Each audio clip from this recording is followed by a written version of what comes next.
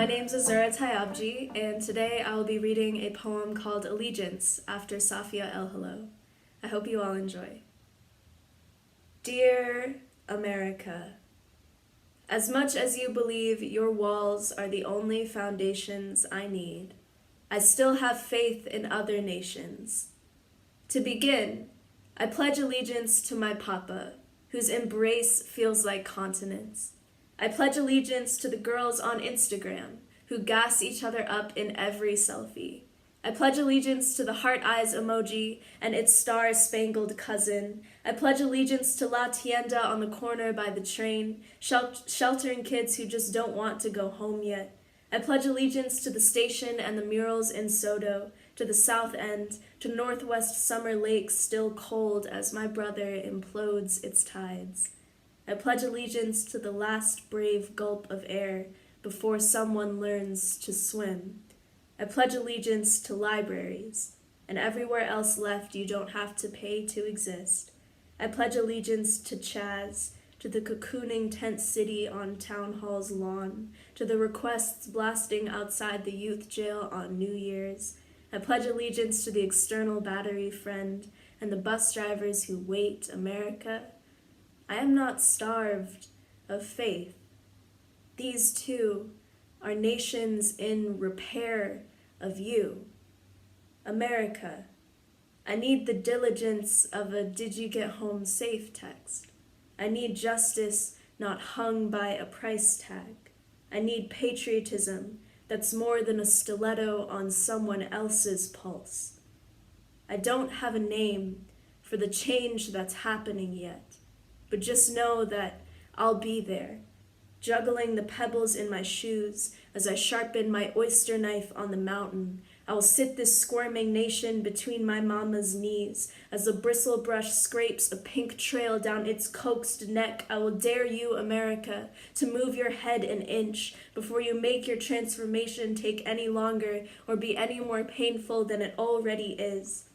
America, you have left the porch light off far too many times to convince me you are still home. I do not worship your tyranny or want to fill its shoes either. My poetry is a mouse at the foot of your elephant. I will leave you running, knowing we grew someplace brighter, where your walls once trampled. Thank you. So beautiful. This is one of those times that I wish we were in person and we were able to applaud, right?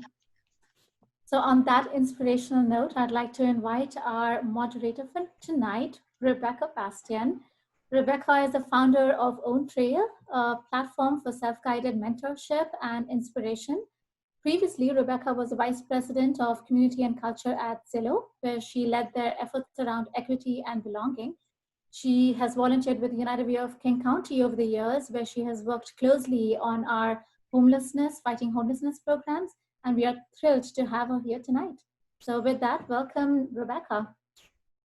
Thank you so much for having me. I am really excited about this particular panel because the topic is one that I'm just so passionate about, and that I think there's just so much potential for all of us as a community to be involved in.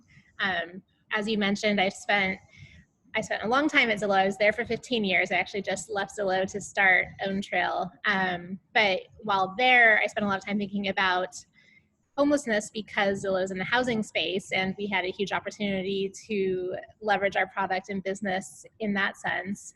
And got involved with United Way and a lot of other really great organizations that way.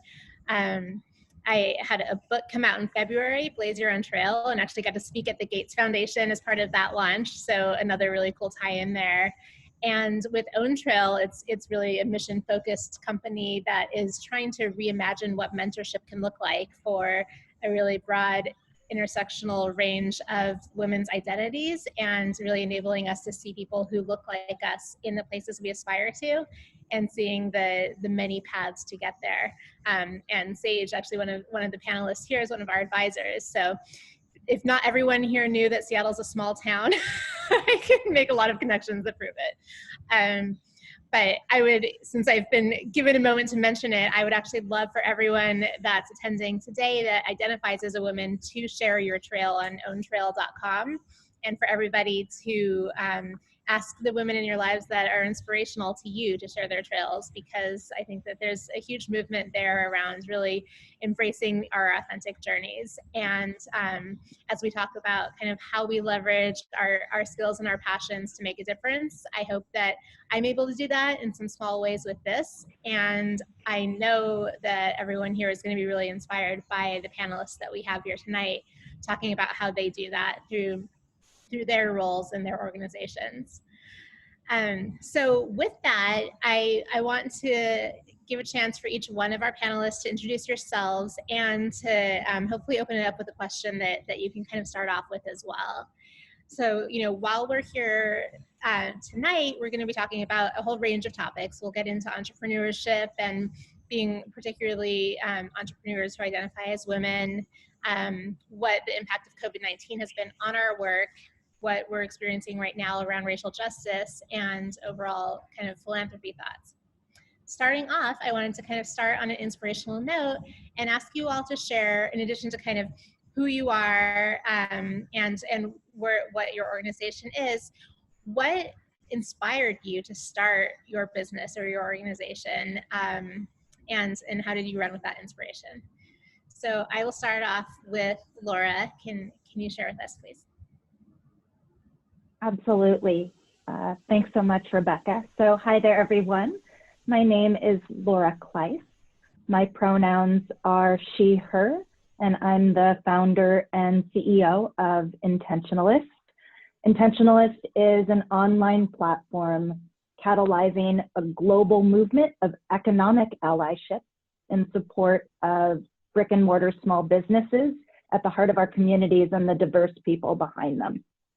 And the short answer to the question of what inspired me to start Intentionalist really comes down to the fact that it appeared to be an impact opportunity too big to ignore. The idea that we can harness everyday decisions that we all make about where we spend our money in support of a more connected, inclusive community and local economy.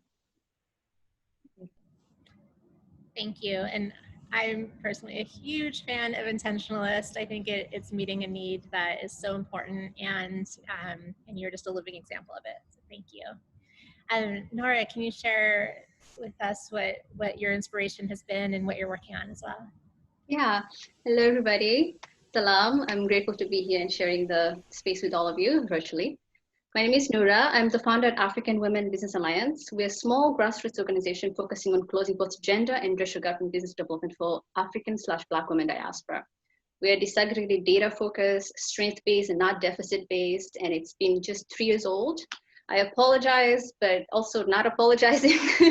We purposely took our website down because we are revamping, and then COVID-19 happened, so we're in a big pivoting model right now. And so what started this journey for me, honestly, I am a product of colonization. My story did not start with colonization. My people's story did not start with colonization. I hail from northern part of Somalia, the declared state country called Somaliland. I grew up in Tanzania and I lived in California prior to moving to Washington. Throughout my life, I've been frustrated by gender inequities, both back home in East Africa, and then when I got here, I was also able to be introduced to this huge gaps of inequities faced the African American community, the Black women diaspora in general. And so I began to ask so many questions, and I was never satisfied until I started African Women Business Alliance. So I collected surveys and conducted focus groups here in King County area, focusing primarily then prior to launching with African immigrant women who were both in the business, but also the aspiring entrepreneurs. We learned a great deal from them, one of them being language barrier, median income inequality, housing instability, gentrification, and all those issues that contributed to Black women diaspora continuously and being in the cyclical intergenerational poverty. And truth be told, I grew up in a pool of entrepreneurs back home, And when I came here, I also realized there was also a great pool of entrepreneurs, Black women-owned businesses that are doing good work, but they stay stagnant. So our feasibility study prior to launching truly informed our mission, our vision. So this was end of 2016, and then beginning 2017, we launched in conjunction with our FAST signature program, the African Women in Business Forum, where we launched our feasibility study and we welcomed the community and we talked about our own disaggregated data. I sadly called my county and asked them to give me a specific number of how many African immigrants are in the business, and I was not given that answer because we're all grouped in Black. So that was a huge push for me, and asking myself, well, what am I doing with my information? What am I doing with my own experience as an African immigrant woman, as a Black diaspora who find herself in this beautiful town, but also, truth be told, lacks a lot in terms of inequality or in racial equity and gender equity. And there goes African Women Business Alliance. Thank you. I love your mission and your origin story there. So thank you for sharing that. And then Sage, please share with us about your inspiration and what you're building with Future for Us. Awesome. Well, aloha, everybody. My name is Sage Kilohilani Quiamno. I am the co-founder of Future for Us. My pronouns is she, her. And yeah, just really honored and humbled to be a part of this Power Pack panel of entrepreneurs that I actually very much am inspired by. So Future for Us is a community platform dedicated to advancing women of color at work through community, culture, and career development. So what that essentially means is that we are a community of over 10,000 women of color professionals across the US, mainly in the Puget Sound area. But now we've been able, since we pivoted to digital programming, now our community is everywhere to the East Coast. So 10,000 women of color professionals and our allies dedicated to advancing women of color at work. And just to do a temperature check, who's an entrepreneur? If you are an entrepreneur in this, in the Zoom chat, put a 1 into the Zoom chat feature. There's a chat box at the bottom of your navigation. If you're an entrepreneur, a social impact entrepreneur, please put a 1. If you are in nonprofit, press a 2. I would love to see who's an entrepreneur or social impact. Okay, awesome, cool. So we see a lot of nonprofit entrepreneurs, social impact entrepreneurs together. Incredible. And thank you so much for joining us. I'm sure you're here to get some nuggets, some gems, and some stories from our inspiration. The reason why I started Future for Us is because I, as a young woman of color, being a professional in Seattle, everywhere from tech to nonprofits to startups, it's a very toxic work environment that doesn't support women of color thriving and advancing. Women of color only make 3% of C-suite levels in Fortune 500 companies, but also corporate boards. 3%. That is unacceptable. That is completely unacceptable. And I knew, because women of color, according to the McKinsey and Lean-In report, women in the workplace report, you guys need to read it. Women of color face social and sector-based isolation, and in Seattle in particularly, that is evident. I didn't see a community that looked like me. I went to events that didn't look like me, who showcased women of color who looked like me. And so we decided to create this company, my co-founder, Aparna Ray, and I. So we launched this a year and a half ago. We've grown this to 10,000 women of color across the US again. And we are an experience-based company. So last year we hosted 2 major conferences, classes and workshops focused on career development, and went on a 7-city roadshow tour in partnership with the Riveter, Amy Nelson, who is a big advocate for women at work, but also moms, moms at work, and entrepreneurs in general. So we've been working really hard to really create awareness about, what are the specific challenges and barriers women of color face. And as you can see, I'm really passionate about it because I'm a woman of color, and we deserve better. And the Black Lives Matter movement really is starting these conversations again about what does it mean to really create racial equity within companies, especially when it means championing for Black women and Black female employees. So here we are. Thank you, Sage. And for anyone that hasn't attended a Future for Us event, they're just the best energy. I highly recommend it, and extremely informative as well. So I'm going to ask some questions, kind of bounce around between some of the panelists, but I'm also going to leave time at the end for attendee questions. So feel free to add any questions to the chat as we're going, and I will circle back to those. So Sage and Nourah, I'm going to ask you both this one. So you both are entrepreneurs in your own right. You are women, you're women of color. And you also support a whole lot of women that are entrepreneurs and that are building their businesses. And we know that that women of color, women in general, Black women, all face barriers where they're oftentimes underestimated, underfunded, undersupported in these entrepreneurial journeys. So what has your experience been both in your own journey in terms of, you know, finding that funding and support and finding the people that believe in you, and how can we help facilitate that for the women that you're supporting as well? Nourah, I'll bounce back to you first for that one.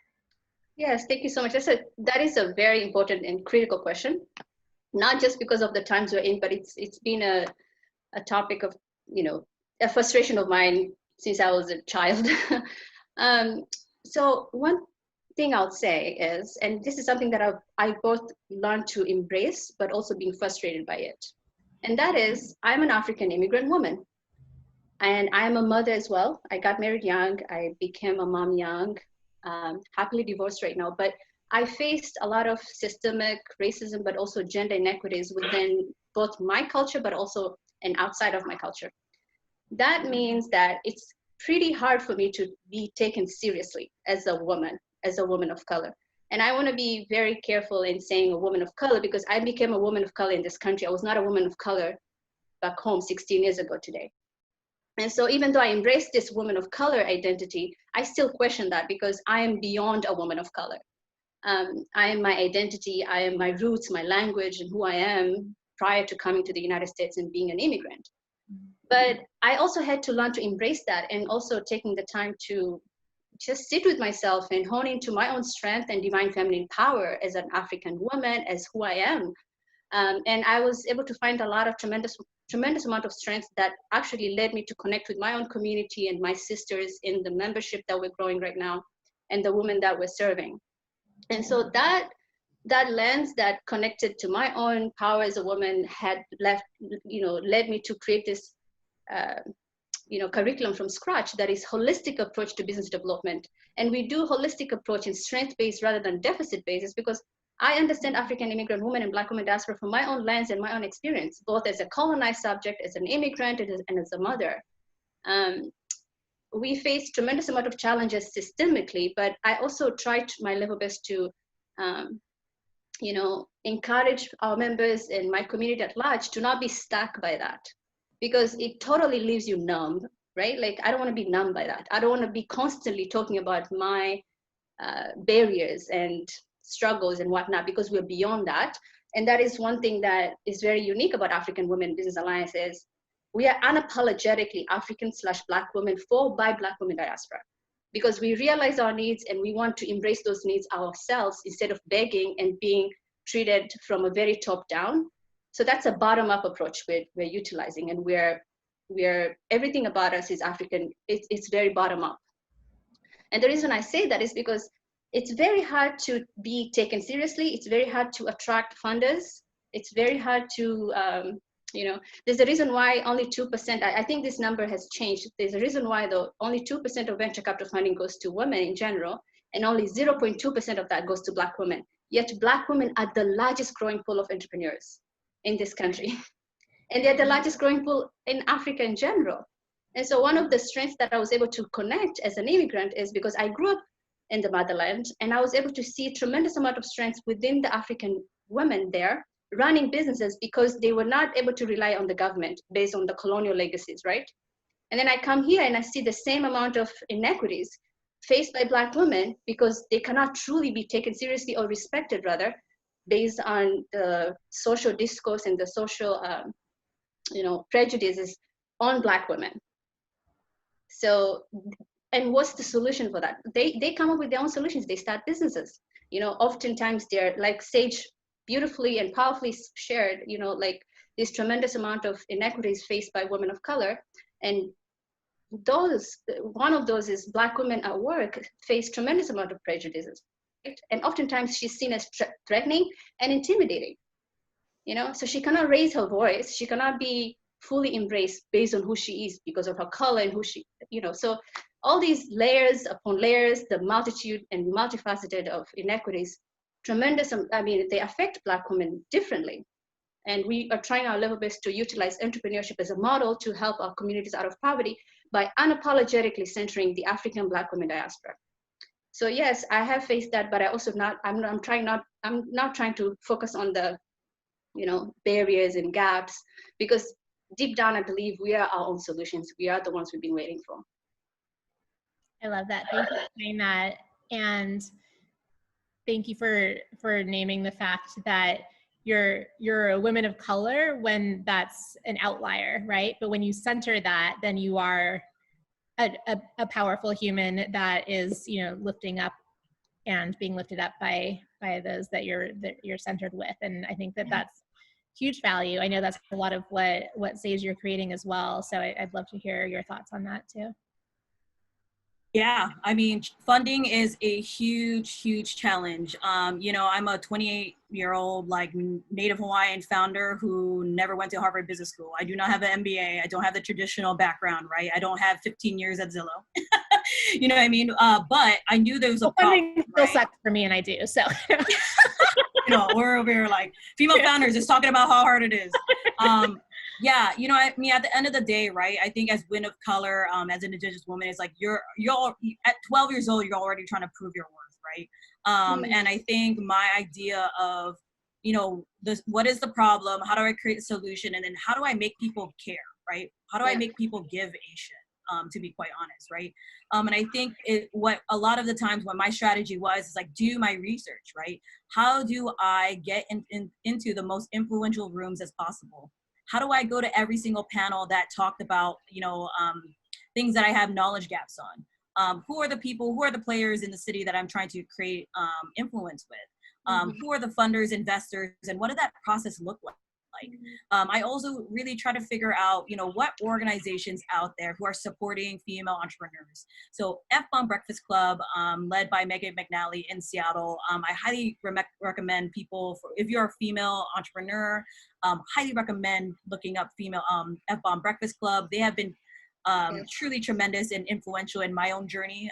I was just a kid sneaking into their meetings as a non-entrepreneur, which is shouldn't do that. But I used to sneak into their meetings, and I would watch 100 women at 5 o'clock at 7 a.m. in the morning in Seattle, in freezing wet Seattle at 7 a.m. And they would be pitching. They would pitch their business, whether it's a VC scalable startup or if it's a small mom and pop shop idea that they were trying to have. And to see women just pitch their ideas with no judgment, with incredible amount of support in person, was truly transformative in my eyes. Imagine, the great Nina Simone said, imagine if you, what she was asked, what does freedom mean to her? And she said, no fear. Exactly. Imagine if we had half of that of our life. Imagine what we could do and what we could create and what kind of solutions we would have. And that's when I kind of operate every day. That's my inspiration, is imagine if I didn't have fear, what would I email a big investor in Silicon Valley? Would I ask somebody like Arlen Hamilton to be an investor of mine or to speak at a conference that we're hosting? Would I, it's one of those things that kind of drives me forward. And Arlen Hamilton, the CEO and founding partner of Backstage Capital, she's one of the most influential investors in Silicon Valley. She just has a book called It's About Damn Time. Her biggest quote too is, how do you become a key maker and not a gatekeeper?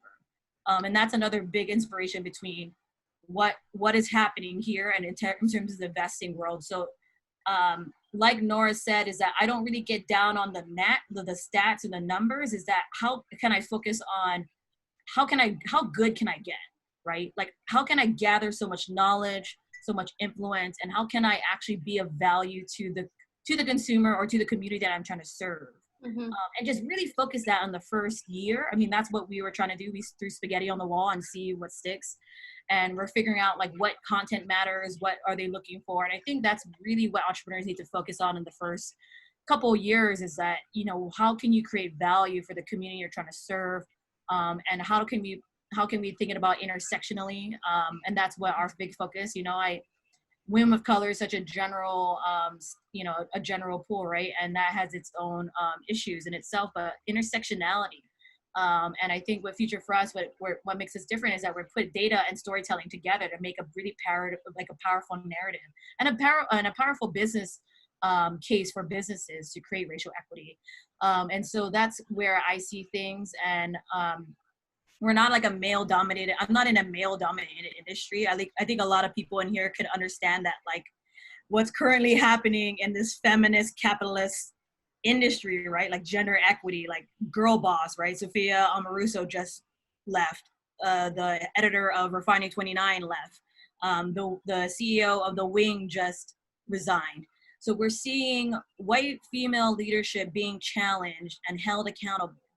And now we're having these discussions for racial equity and what does it mean to have a social impact business, but not be so, but do it with equity, right, in mind, and not using capitalism as a way to sell equity. And so, yeah, there's a lot of things I could talk about. Sorry, I'm ranting, but anyways, that's kind of what I hope those are some good nuggets for the entrepreneurs in the group. Is like research.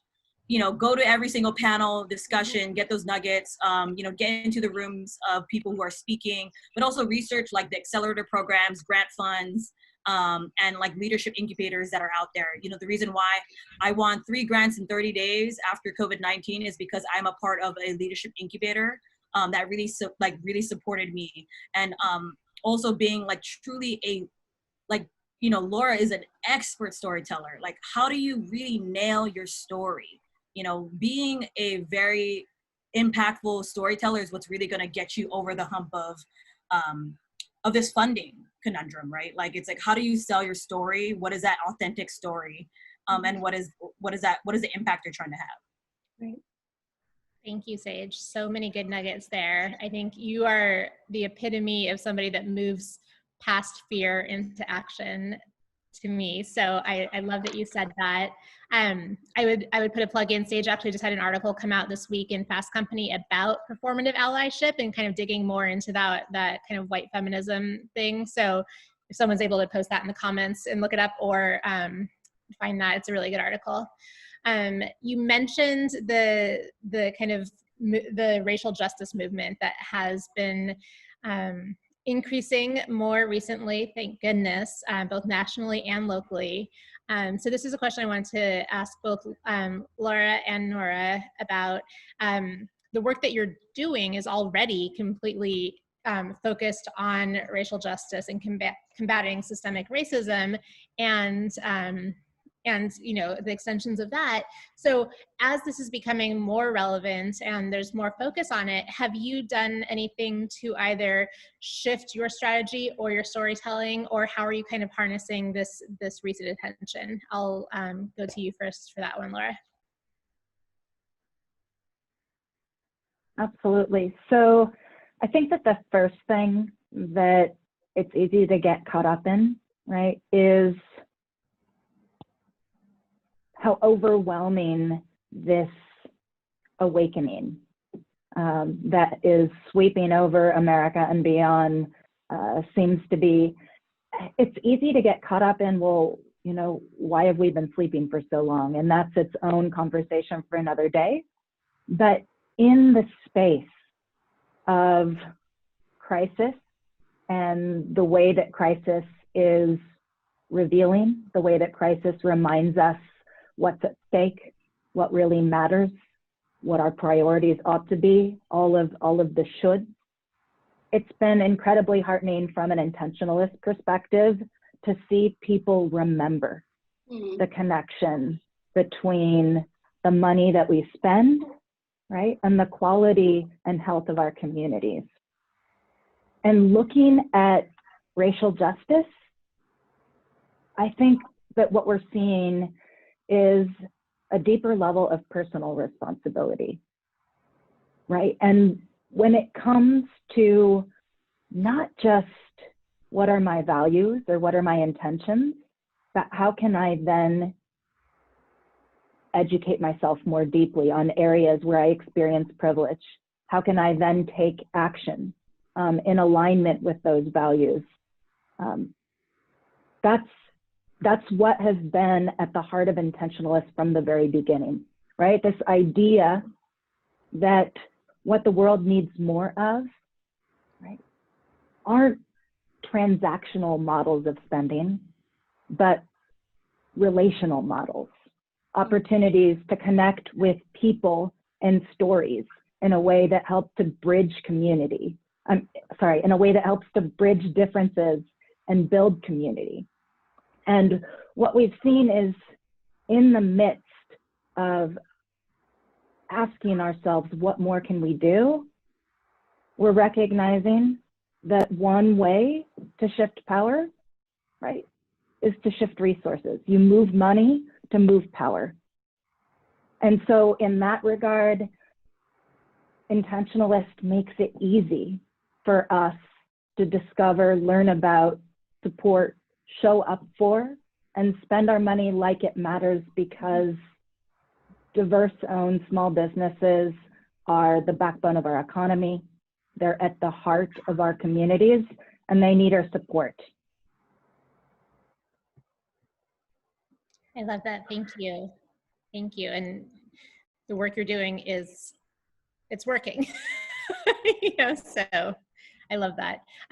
Nourah, I wanted to ask you about kind of how you've harnessed or reacted to a lot of the recent awareness building.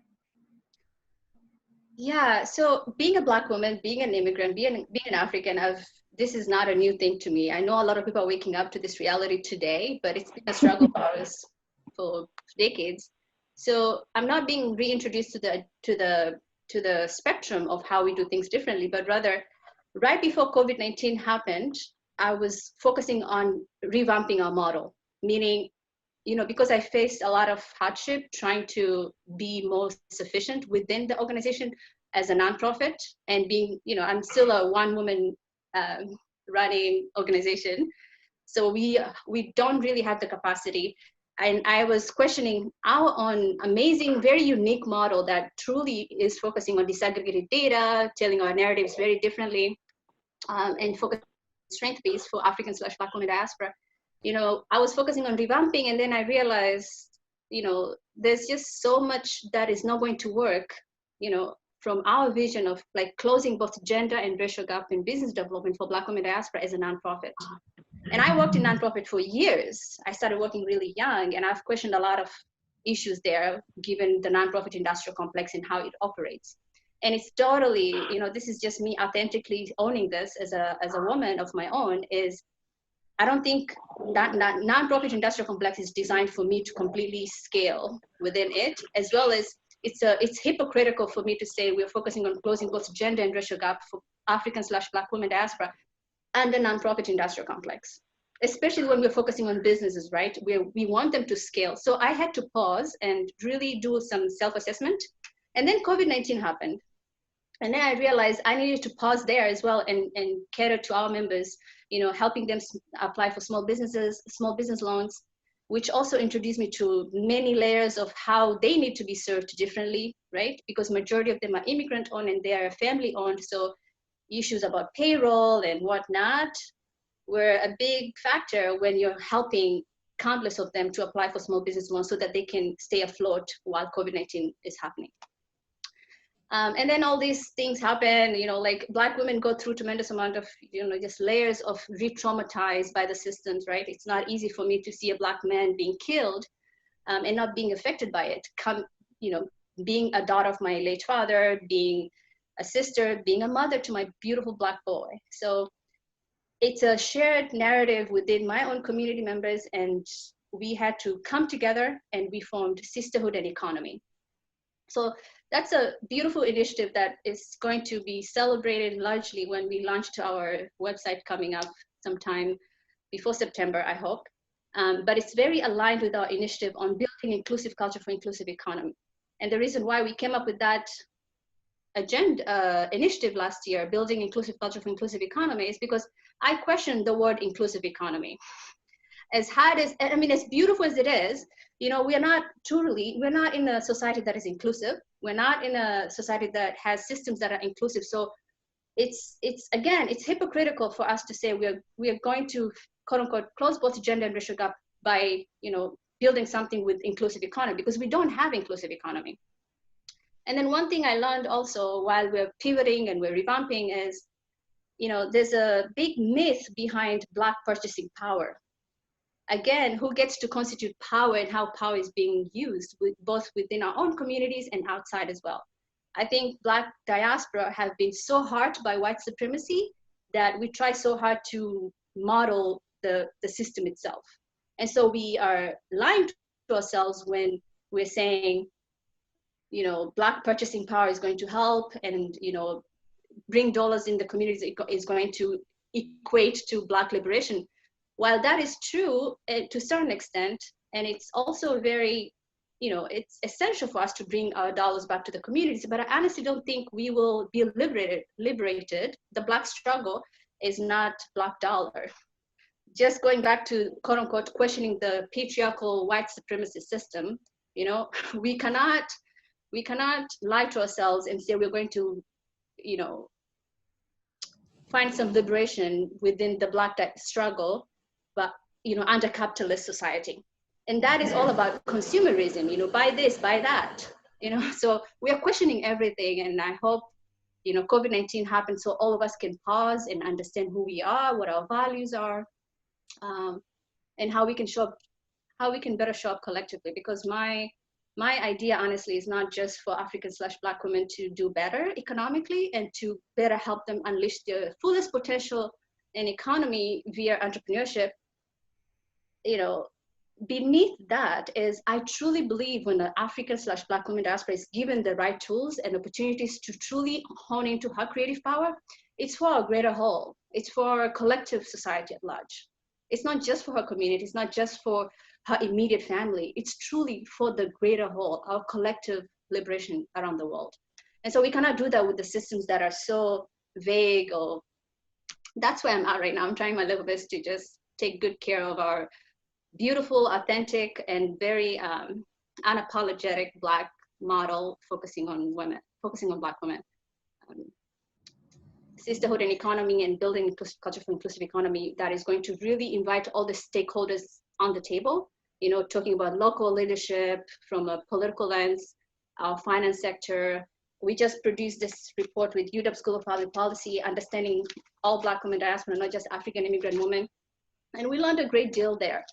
We also produced a beautiful documentary, a short film rather, it's going to come out sometime soon, that featured Nourah as well. So we're really trying to bring people together, but it's been difficult for us to deal with everything going on, coming from the lens that we come from as African Black women. Beautiful, yeah. I really love the thought process of what does it mean, or does it even make sense to focus on inclusion when you're talking about being included in a white supremacist system, right?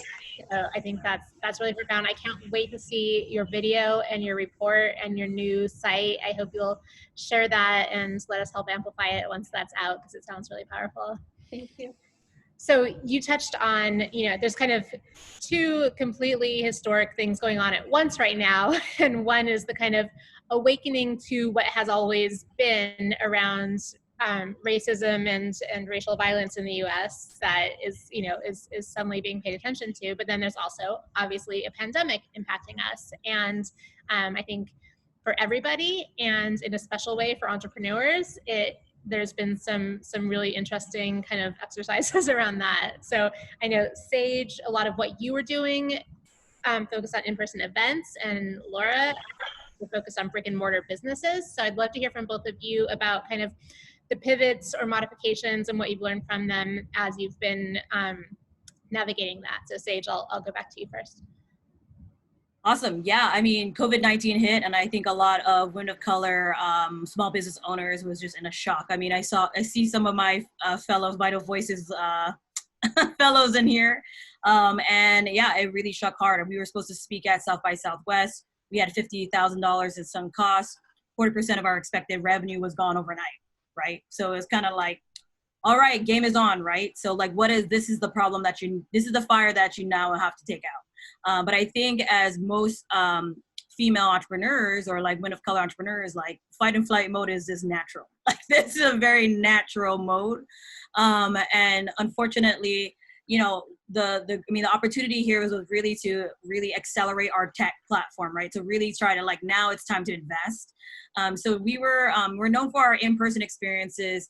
Now we've launched, you know, we're fully launched in redeveloping our website that will have job listings, but also our webinars. So we launched a free digital webinar series, weekly webinar series, because we already knew that women of color were going to be the most impacted by COVID-19, whether it's losing their jobs, being furloughed, laid off, or not getting access to community. I mean, as soon as COVID-19 hit, everybody was craving community.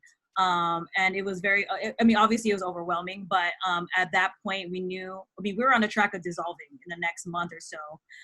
But I told my story, you know, like the SBA loans were coming out and it was clumsily like being presented by the government, you know, and traditionally I don't have, you know, like other entrepreneurs, I don't have relationships with the banks. I don't have an uncle who has 50K who can just write me a check. So it was really on my own end of like, okay, so where, you know, how can I get this loan?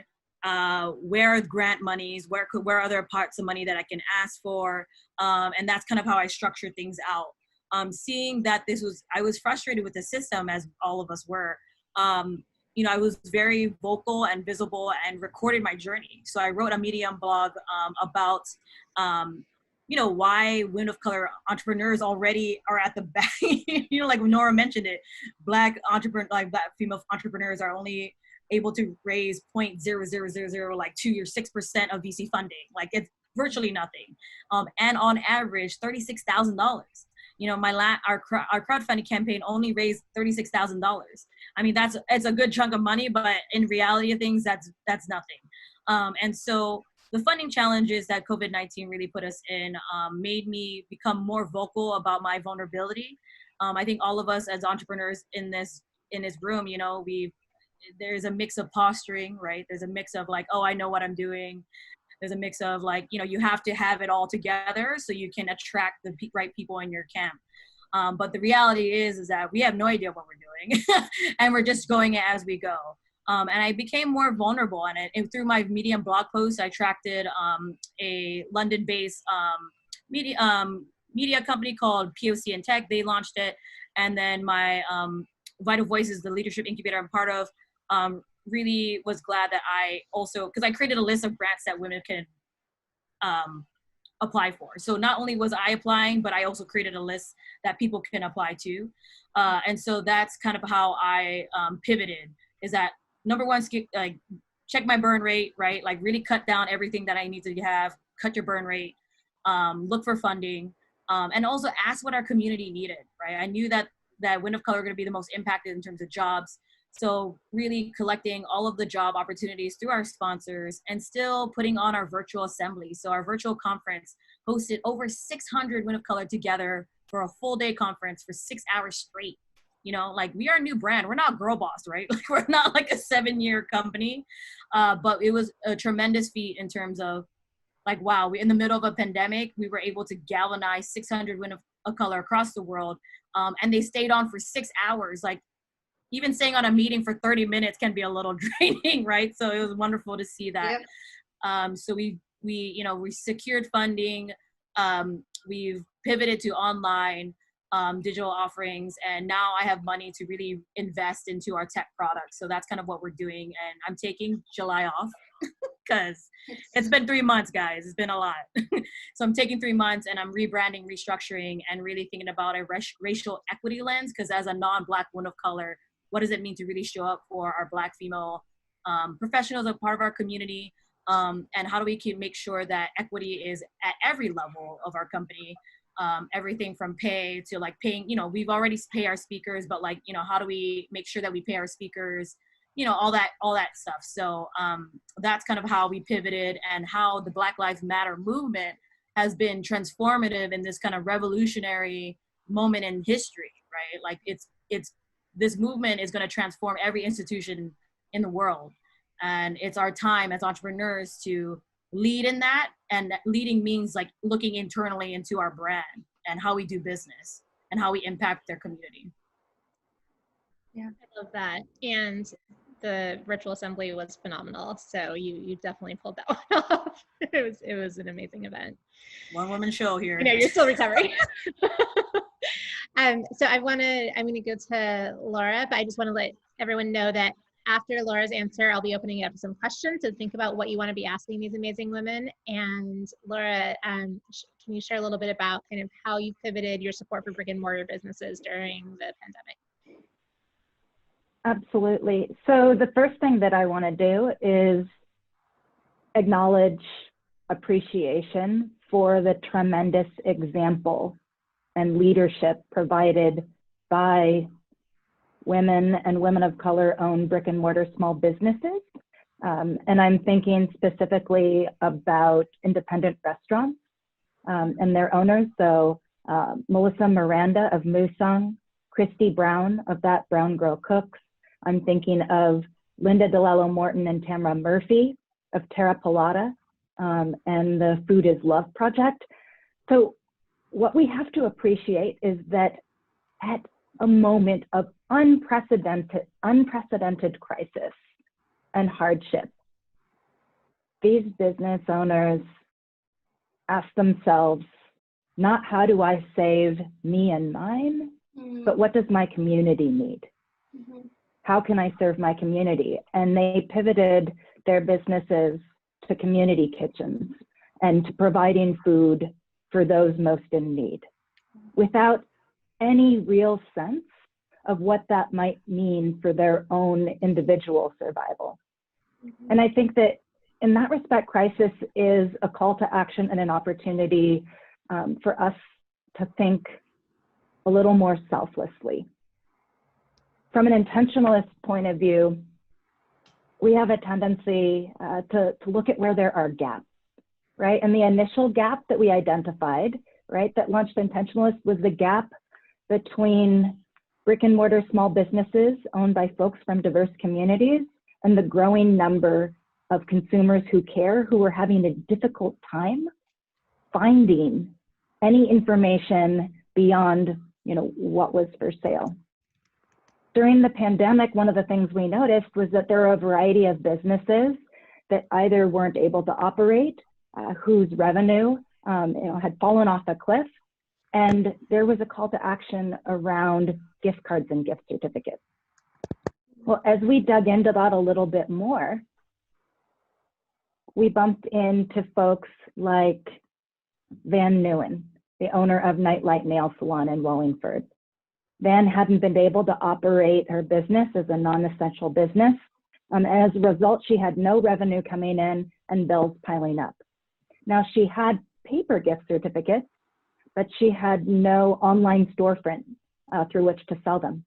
So we stood up an online gift certificate marketplace so that brick and mortar small businesses owned by, in many instances, immigrants and people of color who had physical gift cards but no online storefront would have access to revenue. And what was really heartening was the way that the way that community showed up to help folks make rent, to help folks best try to survive the crisis.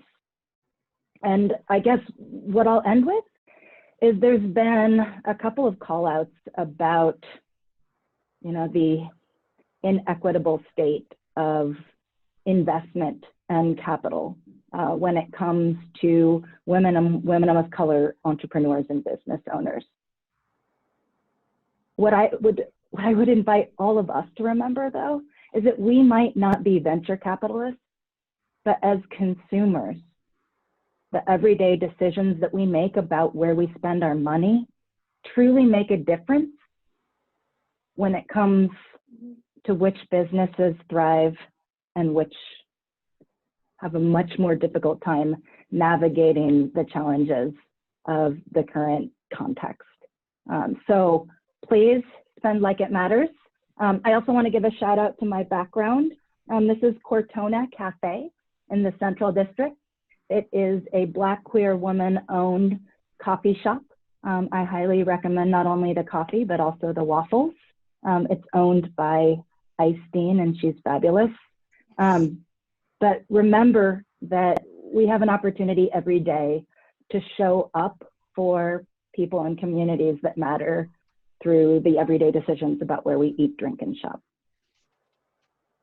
Thank you. I definitely love the phrase "spend like it matters." I think it's very meaningful. I've been wearing my new "Spend Like It Matters" pride shirt that I got from you. So thank you for that. Does anybody have any questions that they'd like to ask any of these incredible women? There's one comment here. I was so excited to see the gift certificate program that the Intentionalist offered. I was too. Got one for myself. For Laura, are people still engaging with that, and have other cities replicated it through your site? And what's next for that?